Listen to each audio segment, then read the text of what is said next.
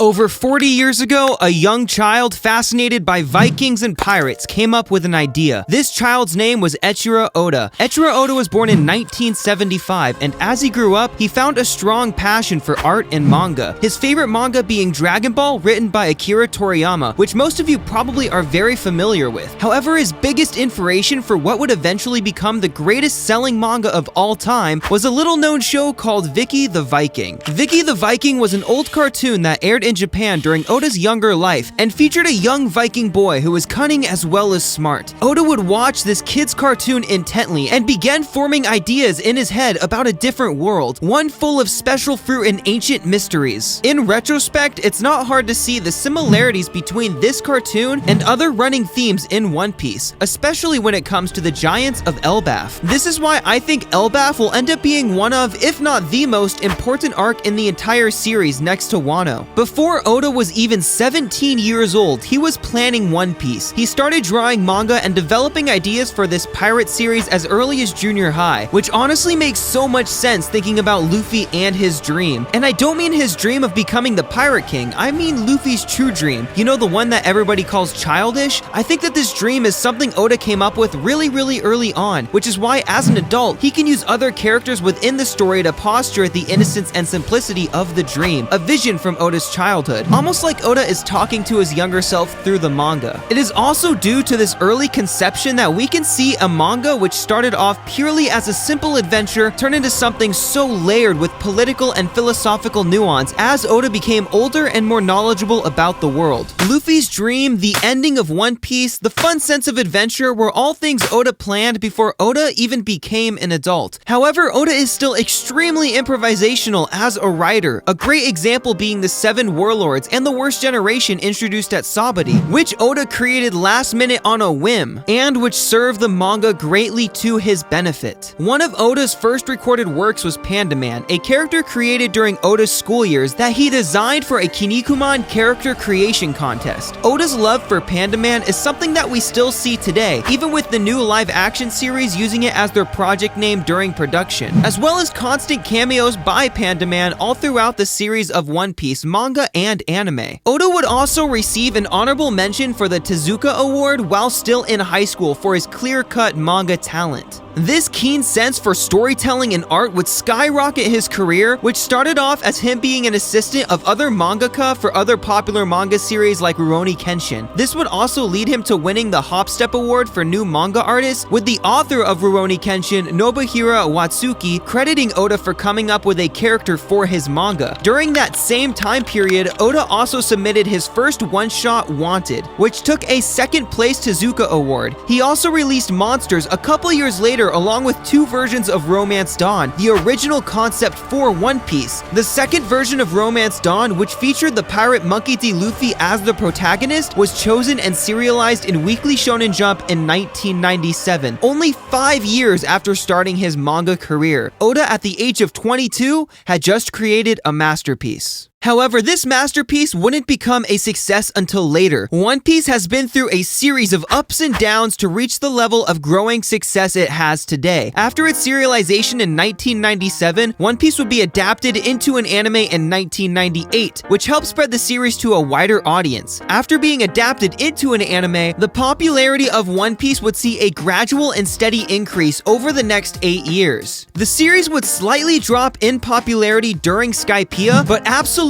explode after the next arc. During the release of Water 7 and Enies Lobby, One Piece saw a huge increase in sales, leading to the manga series peaking in manga sales and setting One Piece on the map to become the best-selling manga of all time. After Enies Lobby, the Paramount War Saga shot One Piece up to the mega charts of manga sales, with Volume 50 selling over 1 million copies, the 56th volume selling 2.85 million, and the 57th printing 3 million copies upon first print, which was the highest first print of any book ever released in Japan. And you heard me right, I mean any book ever, not just manga. In the present day, every single volume of One Piece has sold over 1 million copies worldwide, totaling 490 million copies across the globe, 400 million of them in Japan alone. As One Piece continued to take over Japanese media, the series would go on to earn multiple awards for its genius, including a Guinness Book of World hold records for the most copies published for the same comic book series by a single author. But this wasn't the only crazy award One Piece would go on to earn.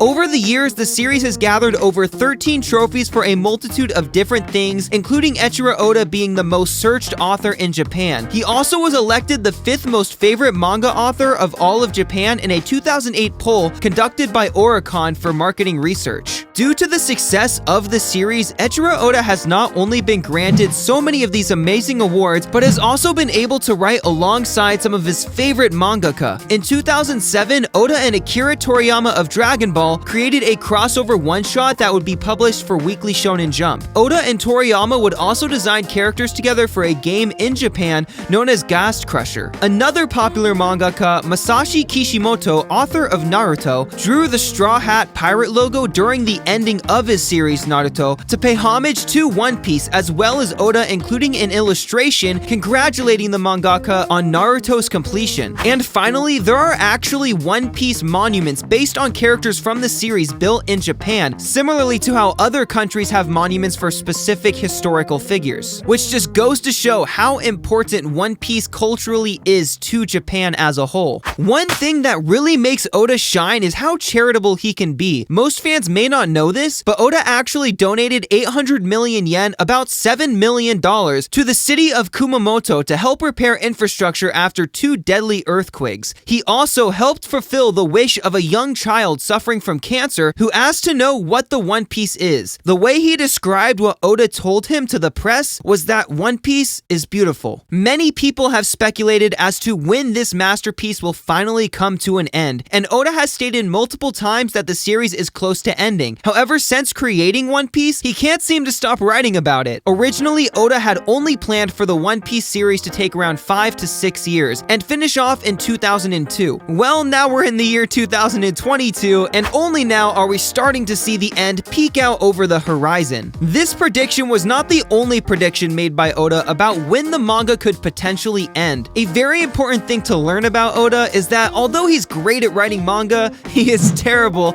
at seeing the future. For example, in 2003, Oda stated that a Straw Hat would die that year. However, Mary didn't die until 2006, which again just goes to show how much Oda really loves writing the series and flushing out everything as much as possible. Even now, Oda has stated multiple times that Wano was not supposed to take this long, but it just turned out that way because of how he needed to tell the story. This is why One Piece has taken 25 years plus and not 5 years like originally stated. Here are some of the other statements Oda has made over the years. Quote, "My original plan was to assemble a crew of 10 within the first year and a half. After 20 years, the story is about 80% complete, yet there is still only 9 crew members." End quote. This was stated in 2018. He also stated in 2016 that the story was 65% done. So the story was 65% done in 2016, 80% done in 2018, and only had 5 years left, yet we are in 2022, 4 years after that statement, and it still feels like we have a whole other saga to get through before the series ends. The new prediction by Oda and his staff is that One Piece will conclude sometime between 2024 and 2025. But if I were to place a bet on when One Piece would actually end, I would say maybe sometime around 2027 during the 30-year anniversary. I mean, we still have Elbaf, Vegapunk, Lodestar, Laugh-Tale, Mary Joa, the Final War, going back to Reverse Mountain, finishing Wano, the Secret of the Devil Fruit, Souls, the All Blue, Poneglyphs, Joy Boy, destroying Fishman Island, Uranus, Pluton, and